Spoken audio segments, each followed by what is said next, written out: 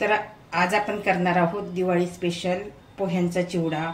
तर दिवाळी आली की दिवाळीमध्ये ताटात लावण्यासाठी चिवडा हा आवश्यक असतो। चिवड्याशिवाय आपल्या दिवाळीचं ताट छान दिसत नाही। तर हा दिवाळीच्या ताटाला सुशोभित करणारा असा चिवडा हा प्रकार आहे।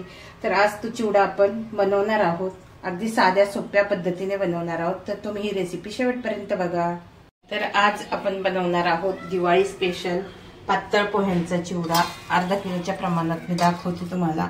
आज आपण अर्धा किलो पातळ पोहे घेतलेले आहेत आणि हा जो अर्धा कप आहे त्याने अर्धा कप शेंगदाणे घेतलेले आहेत।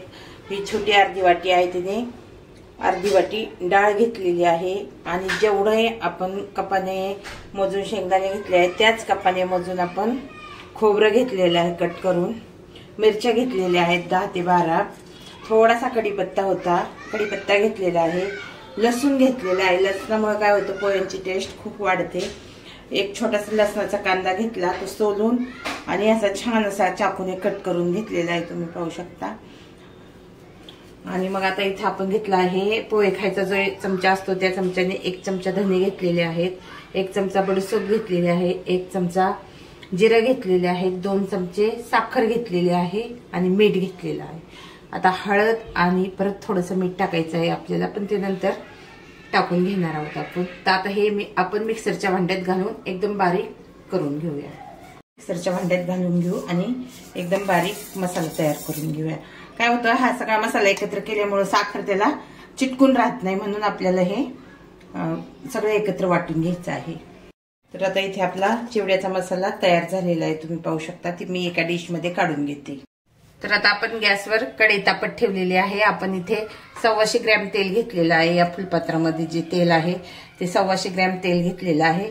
तर ते तेल आता आपण घालून घेऊया। मेन म्हणजे चिवडा करण्यासाठी काही तेल जास्त लागत नाही। आता तेल छान असं कडकडीत तापलं की आपल्याला पहिल्यांदा लसूण तळून घ्यायचं आहे। तर आता आपण लसूण तळून घेऊया। तेल आपलं तापलेलं आहे।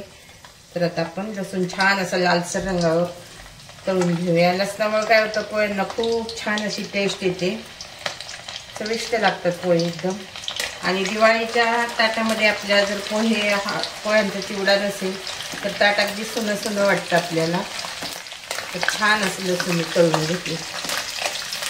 तर आपल्याला लसूण तळतोय तर हे पोहे मी चाळणीने चाळून घेतलेले आहेत। चाळताना काही दाखवलेले नाहीयेत, कारण काय होतं व्हिडिओ खूप मोठा होतो, त्याच्यामुळे मी हे पोहे काही चाळताना दाखवलेले नाहीयेत। तर आपलं लसूण बदामी रंगावर तळून झालेलं आहे, तुम्ही पाहू शकता। छान असा लसूण तळून झालेला आहे। आता मी लसूण काढून घेते। तर आता आपलं लसूण तळून झालेलं आहे अगदी बदामी रंगावर। तर आता आपण शेंगदाणे छान अशी कुरकुरीत तळून घेऊया। शेंगदाणे तळताना आपल्याला गॅसची फ्लेम ही मंद गॅसवर आपल्याला तळून घ्यायचे आहेत, कारण मग ते काय होतं आतपर्यंत शेंगदाणे तळले जातात आणि छान असे कुरकुरीत लागतात पोह्यांमध्ये। त्याच्यामुळे आपल्याला गॅसची फ्लेम ही कमी करून शेंगदाणे तळून घ्यायचे आहेत। आपले शेंगदाणे छान असे कुरकुरीत तळून झालेले आहेत। तर आता ही शेंगदाणे मी काढून घेते। तर तुम्ही पाहू शकता शेंगदाणे किती छान असे तळून झालेले आहेत। आता जे खोबरं आहे ते खोबरं आपण तळून घेऊया। हे खोबऱ्याचे काप छान असे पातळ केलेले आहेत, ते आपण तळून घेऊया। अगदी गुलाबी बदामी रंगावर छान असे तळले की ते खोबऱ्याचे कापही चिवड्यामध्ये खूप छान लागतात। आपलं खोबरंही छान असं तळून झालेलं आहे बदामी रंगावर। तर आता खोबरं काढून झालेलं आहे। आता आपण ज्या डाळ्या आहेत त्या डाळ्या तळून घेऊया। चाळून व्यवस्थित निवडून घेतलेले आहेत। आणि आपल्याला सर्वात शेवटी मिरची तळायची आहे, कारण काय होतं मिरचीमुळे खूप ठसका उठतो, त्याच्यामुळे अगोदर आपण हे सगळं तळून घ्यायचं। शेंगदाणे, डाळ, खोबरं आणि त्याच्यानंतर सर्वात शेवटी आपल्याला मिरची तळून घ्यायची। डाळ आपल्याला जास्त लालसर करायची नाहीये। आता मी डाळ छान तळलेली आहे, तर ती ही काढून घेते। आता आपण डाळ काढून घेतलेली आहे। आता आपण मिरची टाकून घेणार आहोत। आपल्याला छान अशी कडक तळून घ्यायची आहे, मऊ ठेवायची नाही। मिरची आणि खोबरं जर थोडंसं मऊ राहिलं की आपला चिवडा काय होतो, मऊ पडतो। आपली मिरची छान अशी तळून झालेली आहे। आता ही मिरची मी ताटामध्ये काढून घेते। आता आपण गॅसची फ्लेम बंद केलेली आहे। आता आपण हा जो कढीपत्ता आहे, हा कढीपत्ता, कारण माझ्याकडे कढीपत्ता जास्त नाही, थोडाच आहे, तुमच्याकडे जास्त असेल तर तुम्ही जास्त टाकू शकता। तर हा कढीपत्ता मी तेलामध्ये टाकून घेणार आहे।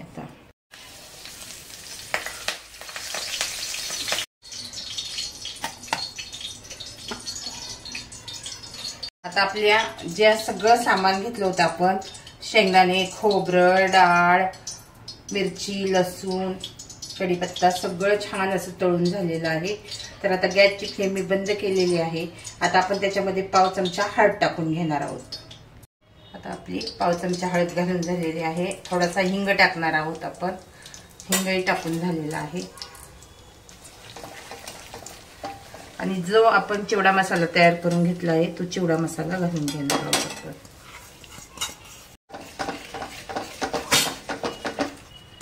आणि आता आपलं जे तळून घेतलेलं सामान आहे ते आपण याच्यामध्ये घालून घेणार आहोत। हे सगळं मिक्स आपण गॅसची फ्लेम बंद असताना केलेलं आहे। व्यवस्थित असं आपण मिक्स करून घेऊया। आता हे आपण थोडं थंड झालं की चिवड्यावर घालून घेऊया। छान असं 5 मिनिटं झालेले आहेत आपलं, आणि हे छान असं थंड झालेलं आहे। तर आता आपण हे चिवड्यावर घालून घेऊया।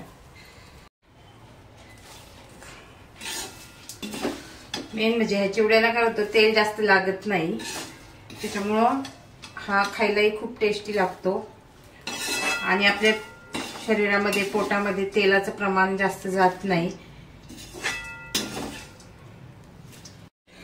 तर आता आपण सर्व मिश्रण याच्यामध्ये टाकून घेतलेलं आहे। आता हे आपल्याला छान असं मिक्स करून घ्यायचं आहे। सगळं छान असं मिक्स करून घेते मी। आता आपला सर्व मसाला मिक्स झालेला आहे। आता आपण 2 बॅच मध्ये हा चिवडा, गॅसची फ्लेम कमी करून थोडासा आपण भाजून घेणार आहोत। काय होतं, जेणेकरून हा चिवडा आपला कुरकुरीत होईल आणि तुटणारही नाही जास्त, अख्खेचे अख्खे पोहे राहतील। तर आपण 2 बॅच मध्ये हा टाकून घेऊया। तर आता हा आपल्याला, तुम्हाला काही एका याने होणार नाही, याने गुलातनं आणि झाऱ्याच्या साह्याने केलं तर काय होतं, चिवडा आपला तुटणारही नाही, व्यवस्थित होईल आणि मिक्स करतानाही व्यवस्थित असा आपला चिवडा मिक्स होईल। त्याच्यामुळे हा 4 ते 5 मिनिटं छान असं आपल्याला कढईमध्ये परत भाजून घ्यायचा आहे। पेस्ट केलेली आहे त्याच्यामध्ये आपण थोडंसं मीठ घालून घेणार आहोत, कारण आपण मीठ अगदी हे करताना घातलेलं आहे, थोडंसं अर्धा चमचा। आता आपण थोडंसं मीठ घालून घेणार आहोत आणि हा चिवडा गरम करून घेणार आहोत। छान असा खळखळ आवाज येईपर्यंत आपल्याला हा चिवडा गरम करून घ्यायचा आहे। 5 मिनिटात अगदी छान असा कुरकुरीत होतो हा चिवडा। तुम्ही पाहू शकता, एकदम छान असा आपला कुरकुरीत चिवडा तयार झालेला आहे। तर आता हा मी काढून घेते। तुमच्याकडे जर ऊन येत असेल तर तुम्ही उन्हामध्ये हा चिवडा वाळवला तरी चालेल, कारण उन्हामध्ये टाकल्यावर तर चिवडा भाजायची गरज राहणार नाही। पण आता काय झालं, इथे ऊन येत नाही आमच्याकडे, त्याच्यामुळे आम्हाला असा भाजून घ्यावा लागतो। तर आता मी हा चिवडा काढून घेते। आपला हा काढून झालेला आहे। आता दुसरा मी चिवडा टाकून घेते। आता ही दुसरी बॅच पण अशीच कुरकुरीत होऊ देणार आहोत आणि नंतर काढून घेणार आहोत। तर आता तुम्ही पाहू शकता, आपला दिवाळी स्पेशल छान असा चिवडा तयार झालेला आहे। तर अगदी सोप्या आणि साध्या साहित्यात, घरगुती साहित्यामध्ये एकदम कुरकुरीत असा आपला चिवडा झालेला आहे, तुम्ही पाहू शकता। तर अगदी सोपा आहे करायला, अगदी अवघडही नाही। आता मी तुम्हाला या पद्धतीने चिवडा करून दाखवला, म्हणजे सगळं साहित्य अगोदर तळून घेतलं, नंतर चिवडा भाजून घेतला। आता मी पुढच्या वेळेस जेव्हा या चिवड्याची रेसिपी दाखवेल तेव्हा मी अगोदर तुम्हाला पोहे भाजून दाखवेल आणि नंतर साहित्य जे घेतलेलं आहे आपण त्याच्यासाठी लागणारं ते साहित्य नंतर तळून दाखवेल। तर तुम्हाला माझी ही रेसिपी आवडली असेल तर माझ्या चॅनलला सबस्क्राईब करा, लाईक करा, शेअर करा। काही कमेंट असतील तर कमेंट बॉक्समध्ये लिहायला विसरू नका।